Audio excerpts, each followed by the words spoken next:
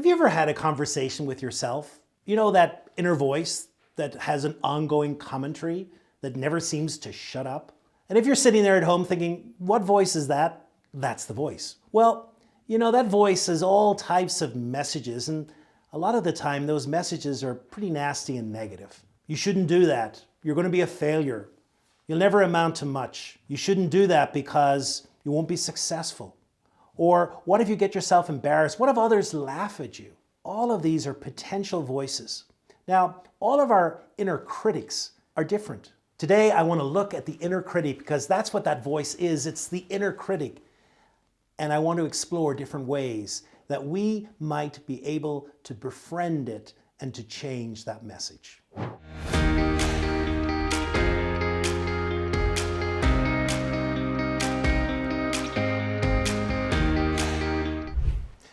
One of the problems with the inner critic is that it holds us back. It gets in the way. It prevents us from living up to our full potential. But it doesn't have to be that way.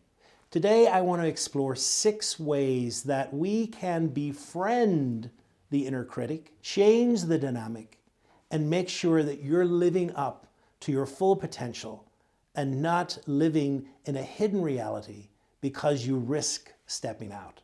Before we go into the 6 steps, I think it's important to say this. Our inner critic serves us well. It protects us. It's not a demon. It's not something that's evil, but rather it's something that has become part of us that keeps us safe. And safety is incredibly important. But the cost of that safety, well, the cost of it is that at times we don't take risks. At times we don't step out. At times we just play it safe. And it doesn't have to be that way. If I'm honest, when I think about starting this YouTube channel, I had some inner critic going on in my mind as well. Oh, you shouldn't do that. What if people don't like you? What if you get nasty responses? All of these messages kept coming to me. And I had to choose to do something, to take the risk and not listen to the voice, but rather choose another option. So let's explore those 6 steps.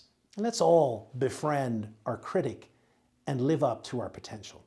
Step number 1 is to spend a little bit of time and to get in touch and to write down what are the voices saying in your head. Now, I know that sounds crazy, but what is the voice of your inner critic? What are the messages? What are some of the limited beliefs that it's instilling within you? So, I'm not good enough. I'm not pretty enough. I'm not beautiful enough. I'm not strong enough. What are those messages? And just think about them. And as they happen, just write them down so that they're there physically so that you can see them, because this will become part of the process that we're going to go through. So step number 1, get in touch with those limiting beliefs, write them down, put them out there. What exactly is the voice telling you you can't do? The second point, now that you have all this list of limited beliefs, is to look in your past and maybe begin to explore where you might have heard that voice before. Why do I say that?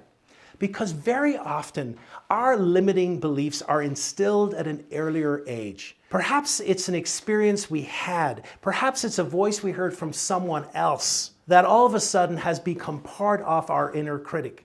Perhaps someone said to you, you'll never amount to nothing. Perhaps someone said you don't take risks. Perhaps someone said to you, be careful, you might fail. Perhaps someone has said to you, you know what, you're too big, you can't do that. You're not pretty enough to do this. And all of a sudden that became part of the inner critic. So step number 2 is reflect.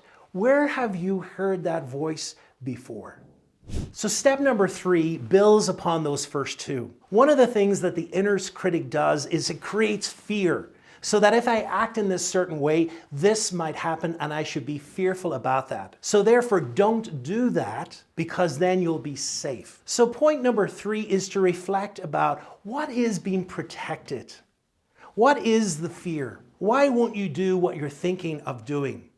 What might go wrong? What are you fearful of? Maybe it's a fear of being embarrassed. Maybe it's a fear of failing. Maybe it's a fear of people laughing at you. Maybe it's a fear that you won't be good enough. Whatever it is, write down the fear that the inner critic wants to keep you safe from.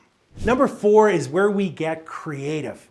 I would like you now to personify that inner critic. So when you think about that inner critic, what do they look like? If you had to come up with an image, are they a stern professor who's pointing at you? Or are you someone like an elderly figure from the past? Whatever it is, what do they look like? Maybe they don't have a particular form, they look like a monster, or whatever it is. And then I encourage you to actually draw that out in form, to actually physically draw, put it on paper, because there's an incredible power of putting our inner critic out there, of drawing it and letting it take form.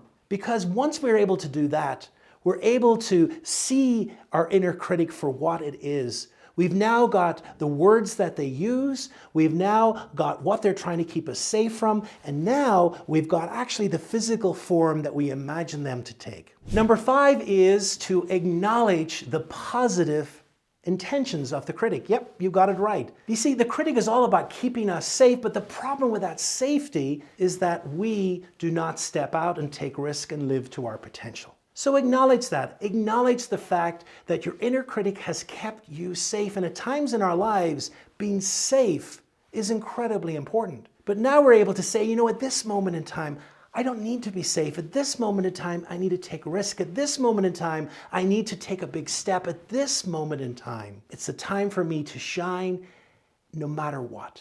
And then finally, I like to say, seek out the evidence. So we all have to listen to the voice of our inner critic. I always like to say, if this was a court of law, would there be enough evidence to convict? So if you are afraid of failing, what evidence do you have that you might have that conclusion? And so often, our thoughts are not built on solid evidence. They're just thoughts. And so we're able to say, you know what? There's not a solid case for this. This leads me to believe that I need to take action now. And you know what? I may fail, but I know in failing that I'm going to learn important things. You see, the point here is that we can never ultimately get rid of the inner critic. It'll always be there. We'll always have that commentary. But we can reframe how we hear that voice. We can befriend it. We can know that that voice is there to keep us safe, and also know that in this moment, I am not looking for safety, but rather it's the moment for me to step out and to shine.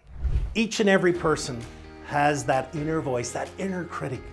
Each and every person has that inner voice which is telling them that they can be safe if they do this.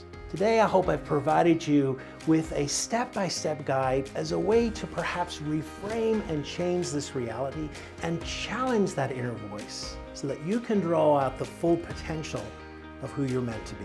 If you found this content helpful today, I invite you to subscribe to this channel. We come out weekly with new and exciting content on topics such as leadership and mindfulness and emotional intelligence, and topics such as today's of how to tame the inner critic. And if you found the content especially helpful, you may want to watch the next video, which talks about integrating mindfulness into the workday.